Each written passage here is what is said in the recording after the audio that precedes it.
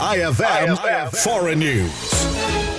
Inaresto ng mga otoridad kahapon ni Kalabing-8 ng Disyembre ang isang 20-year-old na lalaking Chinese national matapos itong tangkaing buksan ng pinto ng isang eroplano habang nasa himpapawid. Ayon sa ulat, nangyari ang insidente sa Flight CX-811 ng Cathay Pacific na bumiyahe mula Boston papuntang Hong Kong, kung saan nakasakay sa eroplano ang pasahero matapos nitong tangkaing buksan ng pintuan habang nasa himpapawid. Bagamat hindi ito nagtagumpay dahil kaagad na naaksyonan ng mga cabin crew ang naturang insidente. Bilang resulta, inaresto ito ng Hong Kong Police at dinala sa himpilan upang magsagawa ng masusing investigasyon. Inihayag naman ng Cathay Pacific na kapakanan ng mga pasahero ang kanilang prioridad at sinisiguro nila na maayos at ligtas ang bawat pasaherong sasakay sa kanila. Samantala, ligtas namang nakalapag ang eroplano sa Hong Kong bandang alas 4:30 ng umaga nang walang naitalang anumang insidente. Batay sa Hong Kong Aviation Security Ordinance, ipinagbabawal ang sinumang magtangkang makialam o magbago ng anumang bahagi ng eroplano, aparato, kagamitan o sistema nito habang ito ay nasa himpapawid. Para sa IFM Foreign News, ako si Idol Zarina Franco,